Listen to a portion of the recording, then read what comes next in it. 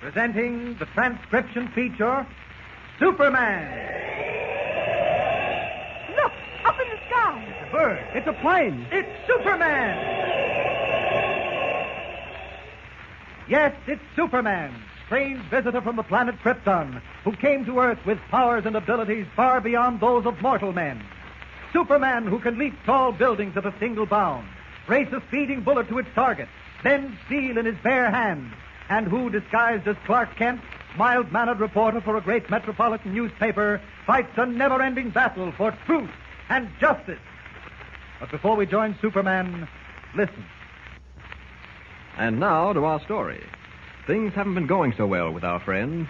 Searching for 9 American engineers lost in the uncharted Andes Mountains, Clark Kent, Lois Lane, Editor Perry White, Jimmy Olsen, and their airplane pilot have fallen into the hands of a vanished race of Inca Indians.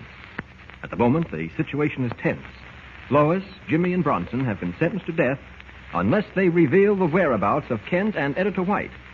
But they cannot tell because the 2 men escaped from the dungeon under the Inca Palace while Lois, Jimmy, and the pilot were sleeping. In the meantime, Kent and White, accompanied by John Craig, one of the missing engineers, have returned to the dungeon to find it empty. Listen. Strike a match, Kent. They must be here. I tell you, they're not. The dungeon's empty. I have a match. I've been saving them, guarding them as though they were pure gold. Here, I'll strike one. You're right, Kent. They're gone, but where? Could they have discovered that loose stone in the wall? Not a chance. Now, look at this. What is it, Mr. Craig? The dungeon door. It's wide open. Now, wait. I'll light another match. So it is. And what does that mean? Simply that Lois, Jimmy, and Bronson were taken out of here. It means something else, too. What? That our Inca friends know we escaped and are probably combing the city for us at this very moment. Oh, I'm sorry it had to happen this way. I was hoping to gain their confidence and in that way get them to allow the government to build a highway across Tupungato Mountain. You'll never do that, Mr. Kent. Not if you stand on your head. I talk myself deaf, dumb, and blind. Cuba was willing to listen, but Nehru, leader of the Incas nation, would have none of it. I wish you'd stop worrying about that highway, Kent, and give a little more thought to our safety. We're in a fine pickle now. Now, where do we look for Lois, Jimmy, and Bronson? If we stick our noses into that courtyard, we'll have 100 bloodthirsty savages slicing away at us with their golden hatchets. The Incas are not savages, Mr. White. I've told you that a dozen times. Well, they're not Sunday school teachers either. Well, this isn't getting us anywhere. I'm going out to find Lois and Jimmy. I'd suggest you two stay here for the time being. Are you crazy? It's suicide, Mr. Kent. You're quite right about the Incas not being savages, but I don't think they'd hesitate to kill to protect their civilization. Don't worry, I'll be careful. You stay right here, Kent. I'm not going to be responsible for... What's the matter? Someone's coming. Stand back against the wall. I don't hear anyone. I do. Then why don't you get away from that door? They can't see me. It's pitch dark. Hear those footsteps? Yes, I hear them. 3 Inca warriors coming down the corridor. How can you see them when it's pitch black? One of them's carrying a torch. Keep quiet. Don't move a muscle. I've got an idea. Kent, don't you do anything reckless. Shh, quiet. Here they come. I'm going out to meet them. Kent, don't.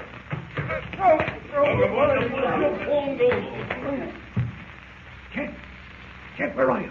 What happened? Right here. Everything's under control. What in heaven's name are you doing? Dragging these Indians into the dungeon. There, that does it.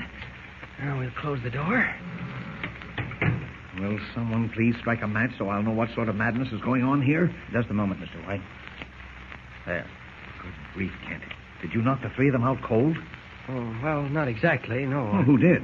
They stretched on the floor like dead fish. Well, it was pretty lucky, I guess. I hit one of them, and he tripped and knocked the other 2 down. I guess they struck their heads on the stone wall of the corridor. Kent, one of these days you're going to get what's coming to you trying to play Superman. Very funny, Mr. White. My trying to play Superman. Very funny. Well, it won't be. Mark my words. They'll regain consciousness soon. What do you intend doing with them, Mr. Kent? We're going to try something that failed before, Mr. Craig, but may work now. And what's this? I know you won't approve, Mr. White, but we're going to strip these warriors and wear their native costumes. Disguises again? Yes. Didn't it get us into enough trouble once before? Well, I don't think it will this time. In the first place, it's dark and we won't be recognized so easily. In the second place, it's the only way we can walk out without having them pounce on us. All right, now you take the short one, Mr. White. Mr. Craig and I can take the other 2. Come on, now let's work fast. All right. All right, but I don't like this. If we get caught this time, we're in for it good and proper. Stripping the colorful native costumes from the unconscious Inca warriors, Kent, White, and Craig prepare to venture out disguised as members of the tribe. In the meantime, Lois Lane and Jimmy Olsen are living through some harrowing minutes in a small anteroom off the council chamber. At the moment, Bronson the pilot is being questioned in the chamber itself, while Lois stares out the window at the full moon slowly moving toward the center of the heavens. It wouldn't be so bad, Miss Lane, if you didn't keep watching that moon. I can't help it, Jimmy. The minutes are slipping away. The moon is climbing higher and higher. I know, but try not to think about it. I have tried. It doesn't work. Nehru's last words keep running through my mind. Remember what he said? The moon has but an hour to reach the center of the heavens. Unless within that time you reveal the whereabouts of your friends and the manner of their escape, you, the boy, and the man shall die. Oh, why repeat it? It doesn't do us any good. I'm afraid nothing can do us any good, Jimmy. Why won't they believe us? We're telling the truth. We don't know what happened to Pug and Mr. White. Oh, it doesn't make sense to me. The whole thing doesn't make sense. Mr. Kent wouldn't run out on us, and neither would Mr. White. They were gone when the guard opened the door of the dungeon. How did they get out? And where did they go? Oh, I don't know, Jimmy. I can't think anymore. Why are they keeping Bronson in that council chamber so long? He's been in there for almost half an hour. If they are going to get rid of us, why don't they do it now and get it over with? I have come to have a last word with you. Where's Bronson, the pilot? What have you done with him? The Supreme Council has decided he may be of great value. We of the Incarnation are curious concerning the winged ship that brought you to Tupangato. I would like to know more about it. The man of whom you speak will not suffer the penalty of death for the present. But we will, is that it? Unless you have reconsidered. There's nothing to reconsider. Why don't you believe us? We're telling the truth. We don't know what happened to the others. Honest, we don't, mister. We were sleeping when they got away. Nehru has spoken, and the council has given its consent. There is no other course. All right, then get it over with. We're ready, Jimmy and I. You have until the moon reaches its zenith. Why wait? Won't be any different in 10 minutes or 10 hours or 10 days. You are young and fair, and the boy is but a stripling. We of the Incarnation have no desire to take life that is scarce begun. We are peace-loving people, but at all costs we must protect the civilization we have built in these mountains. In the world from which you come, there is war and pestilence and the hatred of one man for another. We do not wish to become a part of that world. Therefore, our secret must remain with us. No stranger who has set eyes on the city of the Incarnation may leave it again.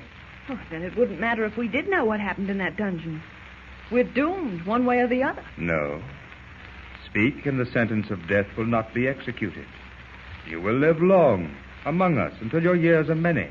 You mean we won't ever be able to go back to Metropolis? That is what I mean. Oh, what about the Daily Planet? What about my mother? What about... It's all right, Jimmy. We tried hard. We did all we could to help the outside world he talks about get rid of war and pestilence and hatred. That's what you don't understand, Cooper. This road, this highway, our government isn't building it for Jimmy or for me or for any one person. It's for humanity. It's for white men and brown men, rich and poor. Why do you think we have war and hatred? Because people who are separated by thousands of miles of jungles and mountains don't know one another. This highway will join them in a bond of friendship. They won't fight, they won't hate, they won't... No, what's the use?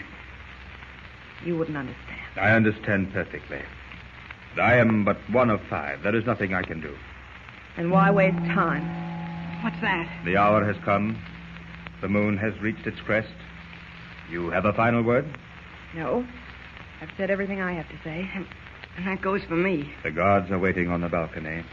They will escort you to the Valley of the Shadows. You're ready. Aren't we, Jimmy? Yes. Sigamano Pe. Surrounded by warriors of the tribe, Lois and Jimmy move slowly across the huge courtyard in the direction of the shadowed hills. At the same moment, 3 men in native dress are approaching the palace. So far, so good. A dozen of them have passed us by without question. There's only one thing, Mr. White. What? Their word of greeting seems to be Wana. Make use of it. If they greet you, greet them. Mr. Craig's been doing it. I know, but whenever one of them comes close, my false teeth begin to chatter so much I can't say boo, let alone wana. Here come two of them now. Try it. Wait for them to greet us. Wana. That's all right. Yeah, but I almost swallowed my teeth. Mr. Kent, What's the trouble, Craig? see that group of warriors walking towards the courtyard? There must be 20 of them. I don't mind one or two, but let's stay away from 20. Seem to be going someplace. Could it be to the tunnel? You know, my colleagues are imprisoned there. That's strange. What's strange? Thought I saw a flash of blonde hair. Are you losing your mind? What are you talking about? Blonde hair, like Jimmy's. Kent, for heaven's sake, stop talking in riddles. Get a little closer to those warriors. No, nothing doing. I'm not sticking my head in any lion's mouth. Now, come on. You said we were going to the palace. All right. I'd like to investigate that. Investigate what? Never mind. I'm probably wrong. Let's go. If Kent only knew how right he was. If he only knew that his super sight had caught the glint of Jimmy Olsen's blonde hair even in the darkness. Has he missed his one chance to rescue Lois and Jimmy from the Valley of the Shadows? Don't miss the next startling episode. There's a thrill a minute. Tune in and listen with Superman. Don't forget, tune in again for the next thrilling episode with Superman. Look, up in the sky. It's a bird. It's a plane. It's Superman. Superman is a copyrighted feature appearing in Action Comics magazine. Well, welcome back. We had Lois Lane deliver the "If Only We Built Highways." Highways is the key to bringing about peace on Earth. That was a little weird, but okay. It was interesting to hear them talk about Jimmy Olsen's blonde hair. Those who have seen Jimmy Olsen in, say, the 1990s cartoon or 1950s comic books will recall Jimmy Olsen as having red hair.